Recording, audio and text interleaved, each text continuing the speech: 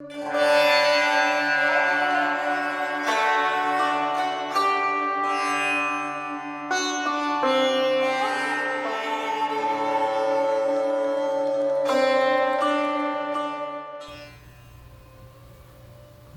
everyone.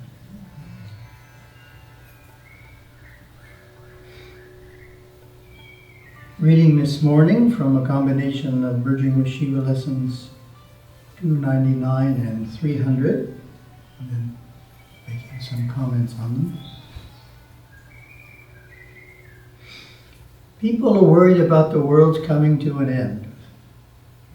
Every now and then a religious sect proclaims the new coming of the end of the world.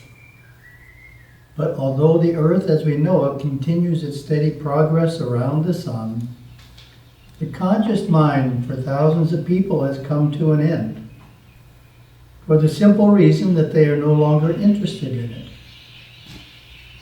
For them, the world of inner sounds and colors has opened its far more attractive fare.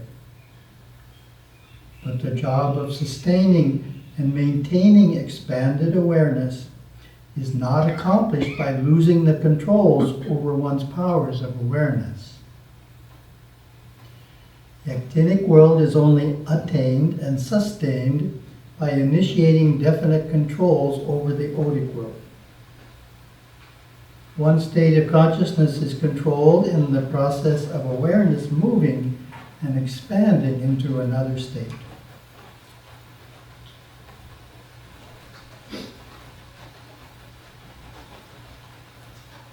Very interesting idea that the end of the world is not just the disappearance of the earth, but rather the end of your interest in it. I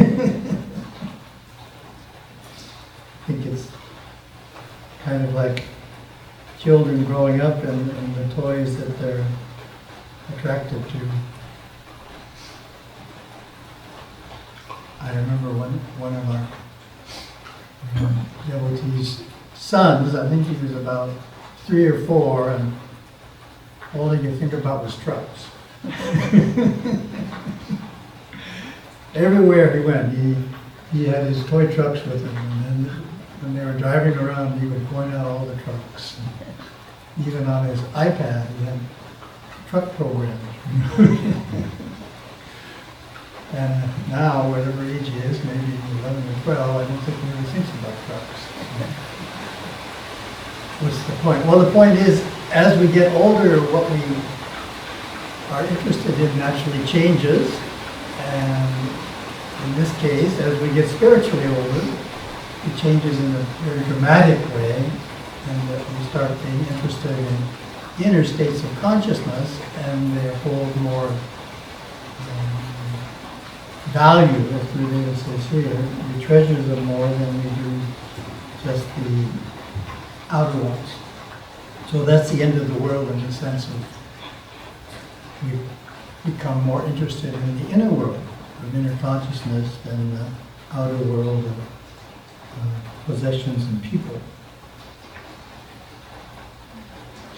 As we progress along the path, we become more and more sensitive. This sensitivity is a wonderful thing. It's like graduating from being an old battery-set radio of the 1920s and 30s to a sophisticated solid-state television. This sensitivity that you will begin to recognize is so refined and yet so strong. You communicate with yourself through the nerve currents which extend out, around, and through the physical body, physical nerve currents as well as psychic nerve currents. Before we get deeply within on the path, we're not too sensitive. But as this sensitivity develops, we begin to see through our hands, we begin to hear feeling, we begin to see sound, and all sorts of new faculties manifest. Now this can be very distressing, because we see things that we ordinarily would not be able to see. We hear meaning in what people say that ordinarily we would not be aware of. And we can become very disappointed in life, in people or in ourselves. This may seem like falling into a bog on the path, and we don't want to do this. We want to be sensitive, and yet we want protection, psychic protection. Our dreams become more well-defined, but we don't want to be vulnerable to negative areas of the mind, disruptive areas, experiential areas of the astral plane while we are sleeping. Neither do we wish to be attacked on the astral plane by mischievous beings, entities that are on that particular side of life.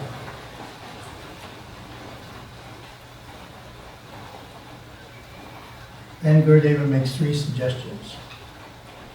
See if you remember what they are before I start going through them. 3 suggestions how we can avoid feeling that we're too sensitive and getting distressed.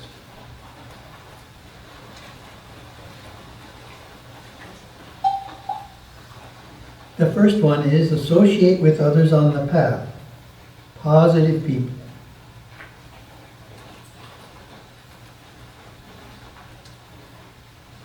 As Gurudeva says throughout the teachings, the group helps the individual and the individual helps the group.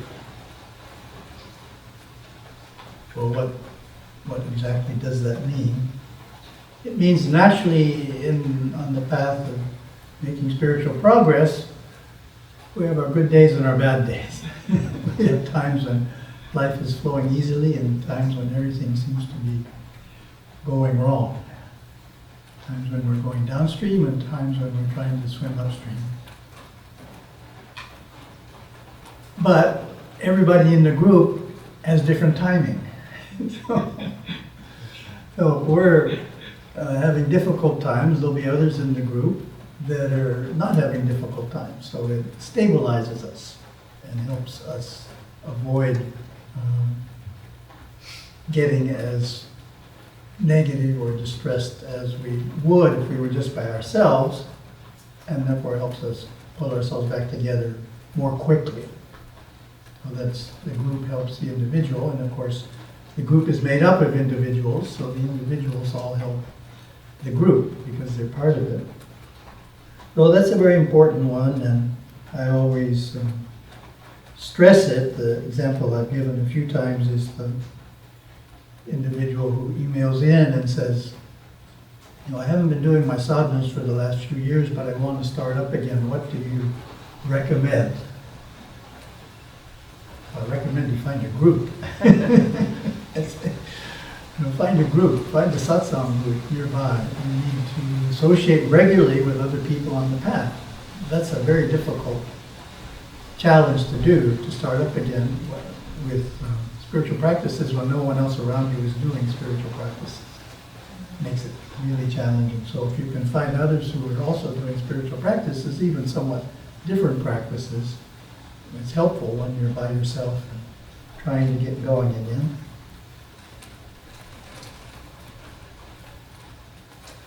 The second suggestion, by keeping your house, your meditation room as clean as possible, by entertaining few guests and then only people of the same caliber and nature. Guests should not stay more than 3 nights. Oh, it's not just physical cleanliness and the force field of the house interact, and the states of mind and guests in the house also influence the house.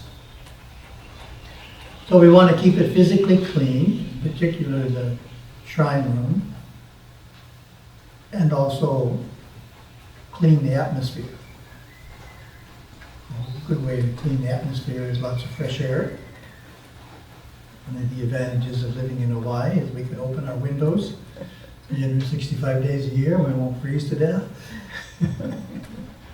Looking at the temperatures today, most places look somewhat reasonable, 40 degrees here and there. But Edmonton says 0 degrees.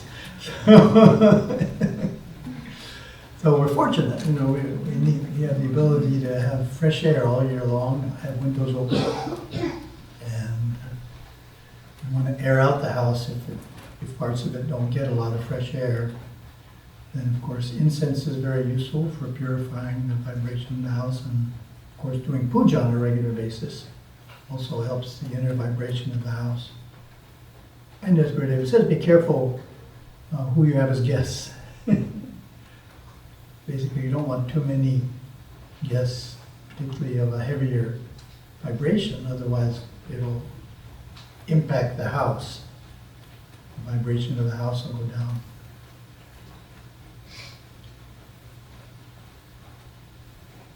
Then the third suggestion, that is why you strive for mastery of sadhana, mastery of concentration, your ability to hold awareness where you want it, when you want it, for as long as you want it, and mastery of your ability to experience kaif, pure awareness aware only of itself, by taking awareness out of the entire context into just being aware. This practice of kaif is one of the fundamental protections from psychic or astral invasion, for when you are in that state, great clarity and willpower persist and the lower states are transcended. That's a very important and the most mystical of the three practices. Is we just pull ourselves out of various states of mind into pure awareness aware only of itself, then that is a protection. Because we've pulled out, we're no longer influenced by that state of consciousness that we were in. To attain and sustain kaif is a simple practice. You pull awareness out of the thought processes, you pull awareness out of the emotion processes, you pull awareness out of the bodily processes, and you're just completely on that pinnacle of being aware of being aware. It's so necessary to practice every day, even if you do it for a split second.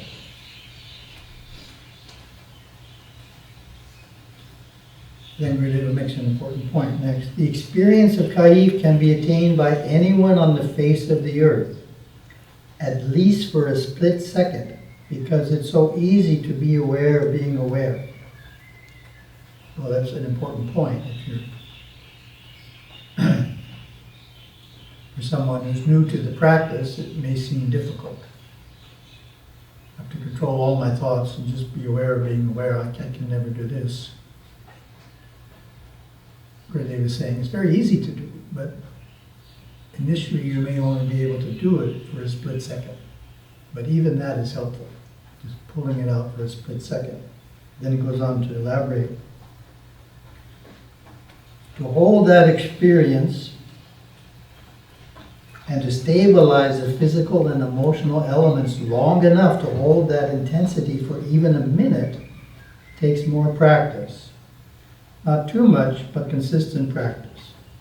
To maintain kaif for 2 minutes requires more effort, more will, more dedication to the life of sadhana.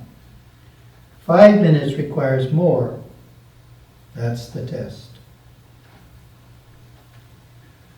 When it comes to experiencing kaif,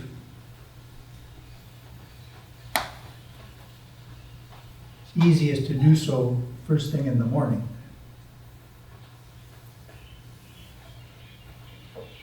Before you turn on the intellectual mind, you get it all involved in all the things you have to do today.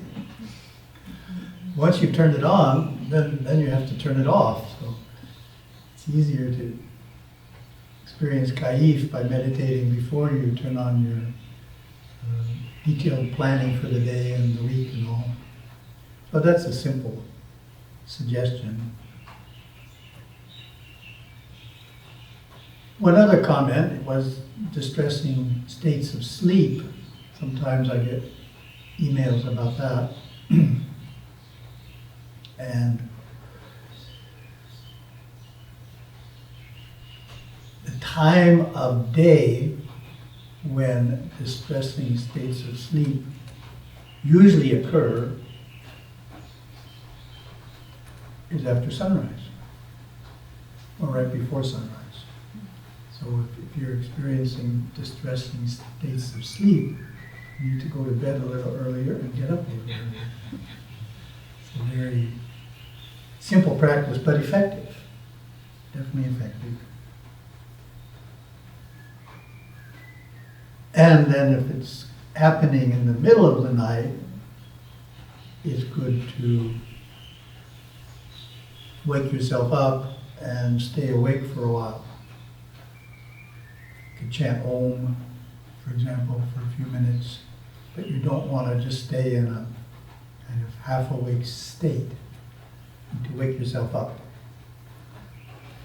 Sit up, and then put yourself back to sleep, and chances are you won't go to the same area of the mind, which will avoid it. The exception is if you're sleeping in a building that's got disturbances in it. If you're not in your own house, some hotel or some place that has disturbances in it, and then you just have to do the best you can. Don't book it again. That's one reason I heard they would like new hotels. The newer something is, then the less chances there are of psychic disturbances. And really I like to say, sometimes I'm asked why I stay in 5-star hotels, because there aren't any 6-star hotels. So he wasn't trying to enjoy luxury per se, he was trying to enjoy high-minded vibration, undisturbed vibration, which you get with something that's new and something that's really up to a high standard. Wonderful day.